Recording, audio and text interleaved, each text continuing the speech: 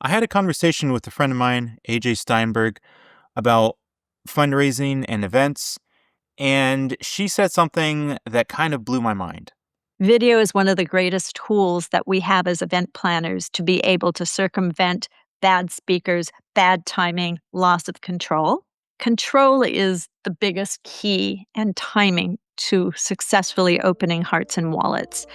And after she said that, I had an aha moment that I was not expecting.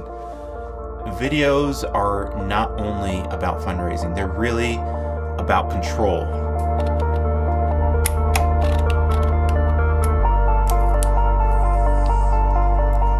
And I came up with 5 main takeaways in my mind as far as ways to use video as tools for control.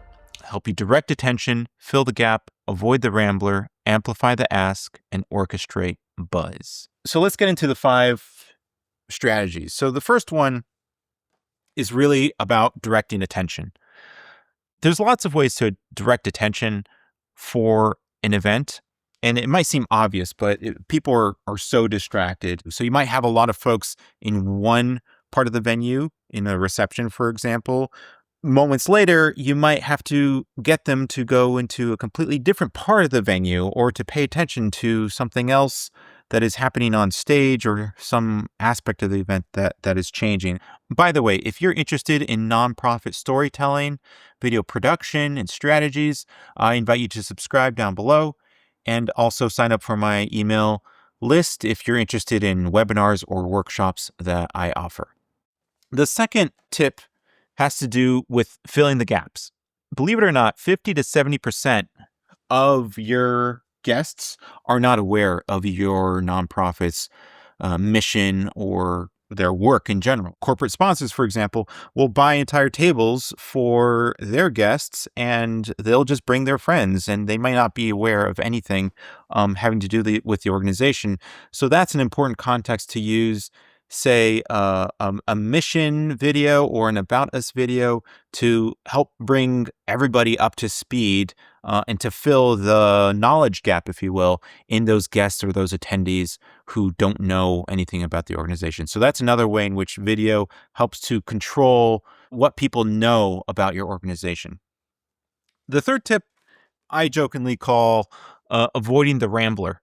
So, similar to what you might see in the Oscars, if somebody is taking a little bit too long to give the remarks, it could end up being a few seconds turning into multiple minutes. And so you don't want your honoree, after, say, too many drinks or just the nervousness of being on stage, to take what is intended to be a 1-minute speech and to take that into 5 or 10 minutes of speaking on stage. And so instead of having that situation, it's just best to avoid it entirely. So you can record those remarks beforehand on video so that they could be played on a big screen and save you the headache of having to pull somebody off stage. So that's just a situation that you want to avoid at all costs. And getting an honoree up to speak is losing control because most of them are not. They may have been drinking by the time we get to them, because I put honorees at the end or towards the end.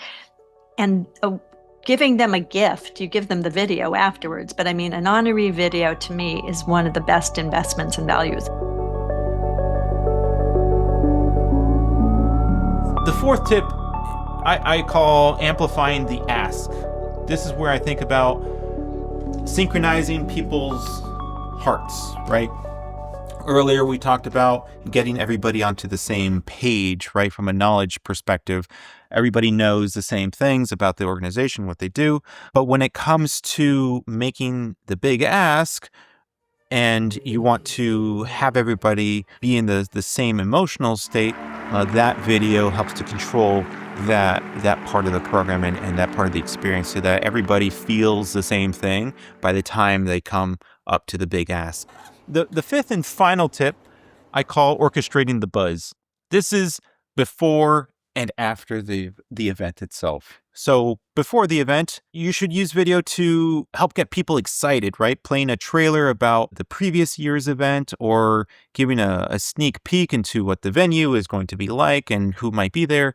Those are kinds of things that you might use before the event actually happens. And then after the event, it's a good idea to maybe share some of those assets that you played during the event and repackage that into email or social media and just remind people while it's fresh in their mind in the week that follows. So those are the 5 ways that I think videos are more than just fundraising. It's really about control. There was one more thing that I really appreciated hearing from AJ, and I'll let her close it off.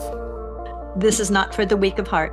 And that's why I say get a professional to come in. It's not because you will make more than you will get your return on investment by using a professional who will lead you through the proper steps to create an engaging event. Because no matter how good the video is, if the rest of the event sucks, it's not going to work.